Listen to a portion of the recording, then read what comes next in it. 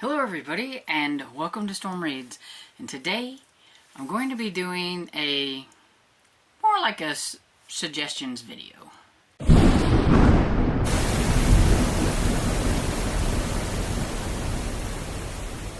So I'm not really calling this a recommendation video because for the most part I haven't read half of these. Well, there's some of them that I have read and I will let you know whenever I get to those. But I wanted to do a recommendation video for the prompts for March Mystery Madness. And so the first one is to dress to the nines. And so that meant the cover has to have somebody on there that's kind of dressed pretty nice and everything, got their fancy clothes on and things like that. And so I tried to pick out a variety of books so that I don't just suggest you all the historical mysteries and things like that, which is why some of these I haven't read. So it depends on like your style of mystery, and so I wanted to try to give a little bit of different type of variety. So the first one I have is The Thin Man by Dashiell Hammett. I've tried a book of his before, wasn't a huge fan. It was The Maltese Falcon. I wasn't a big fan of Sam Spade. But The Thin Man is Nick and Nora Charles, and they are a rich, glamorous couple that solves homicides in between wisecracks and martinis. And so I was kind of curious about it. I wanted to try another Dashiell Hammett book. And so this one, spoilers, will probably be one that's on my TBR. But I'm going to have so many on there.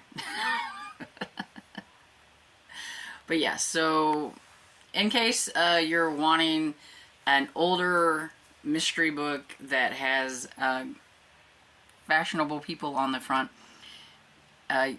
just from the cover here you can see he's got kind of like a suit, got some fancy gloves on, and she's got some kind of nice outfit on, it looks like, even though you can only see half of them, but it still counts.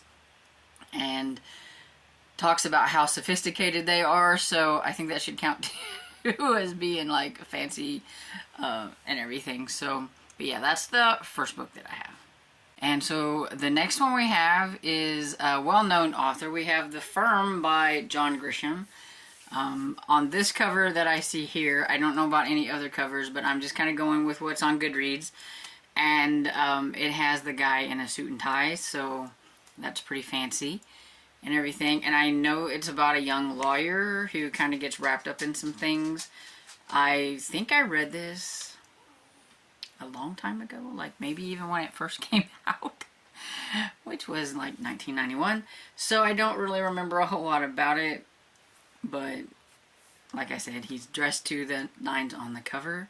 And so if you like John Grisham books and you haven't read this one, or maybe you're wanting to get into some of his books, this is a good way to do that. Another one that I've been wanting to read for a while, I've had it on my list to read, but I just haven't gotten to it. And that's The Alienist by Caleb Carr. It's the Dr. Laszlo? Yeah.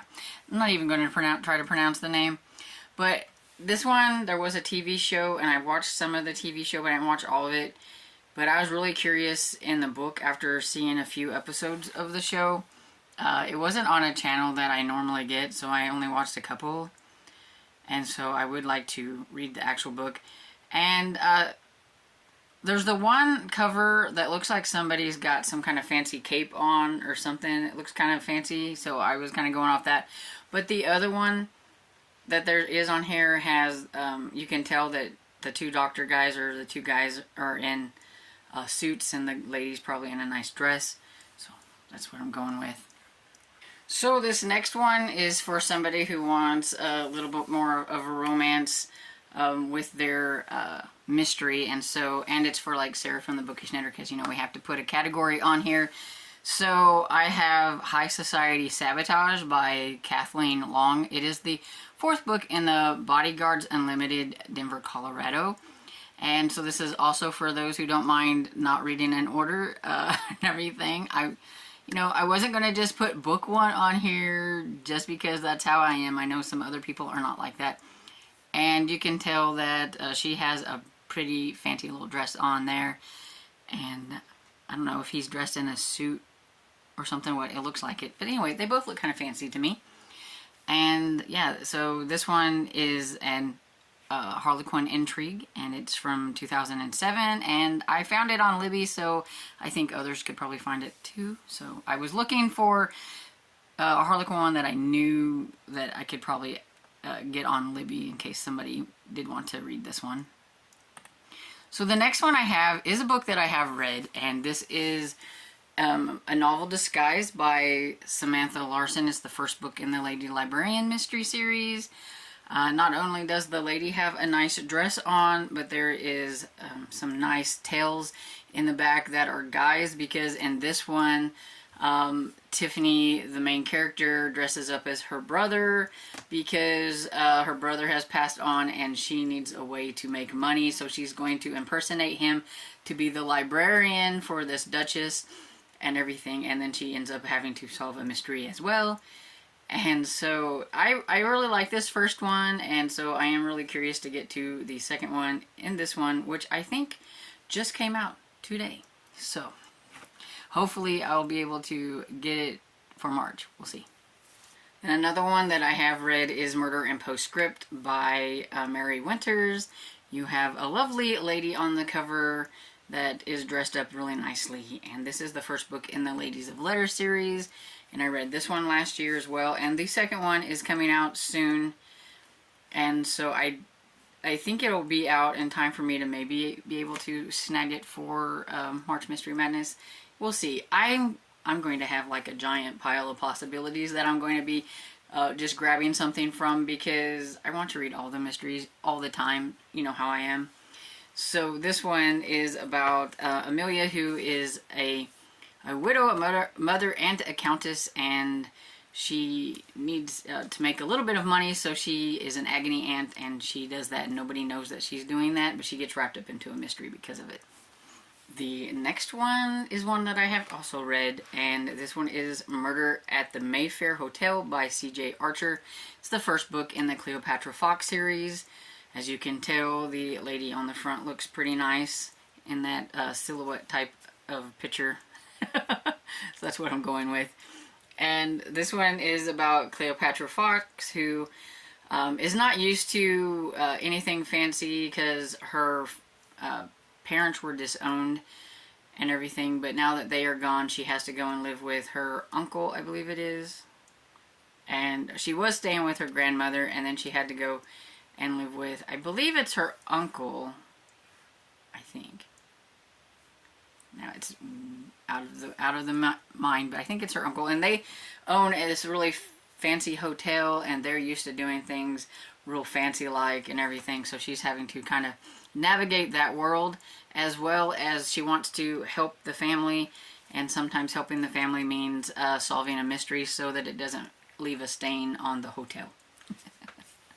The next one I have is one that's on my list that I'd like to get to, and that's Macy Dobbs by Jacqueline Winspear. She looks like she's dressed up pretty fancy, and so does that couple there and everything, so that's kind of what I'm going on. And I know this one is after I think it's after World War I and everything, and it's the spring of 1929, and so I think she becomes like a private investigator or something like that. I don't really know a whole lot about it. I've just had it on my list for a really long time.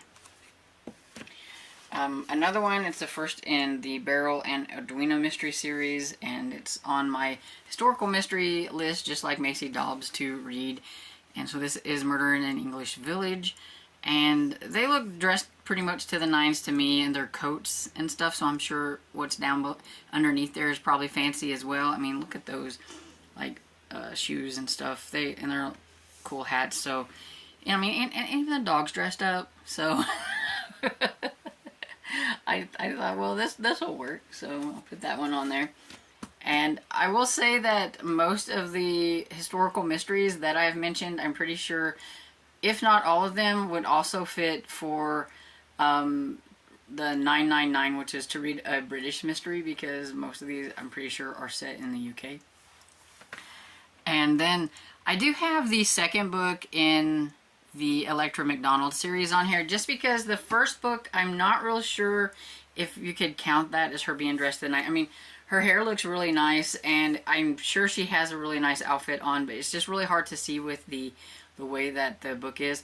So like, if you, this is for people who have read the first one and they need a reason to get into the second book. The second book, she is dressed up really nicely and has a nice hat on and everything, and that's the Key to Deceit, which I have read and I really like that one. So maybe if I can fit it in, I can get to the next one, because she's dressed up really nice on that one too. And see, giving myself ideas as I go, as you can tell. It's like, oh, I should put that on my TBR. I wanted to include a couple of middle grade books, because it is going to be middle grade March as well, and so I know a lot of people are going to be participating in both. I know I will be.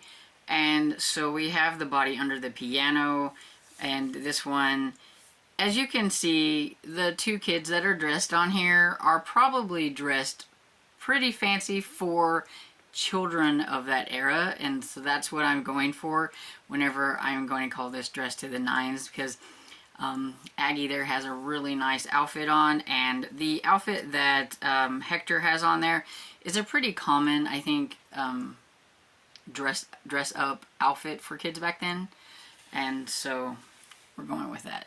And I like this series. And the same with Premeditated Myrtle by Elizabeth C. Bunce. This is the first book in the Myrtle Hardcastle series, and the outfit that she has on, I'm pretty sure, is what most high-class Victorian kids would probably be wearing, and it looks pretty fancy to me, and so I'm going to call it Dress to the Nines and everything, just so I could have a couple on here that involve middle grade. And I think that's everything. Yes, so that's all the suggestions that I have.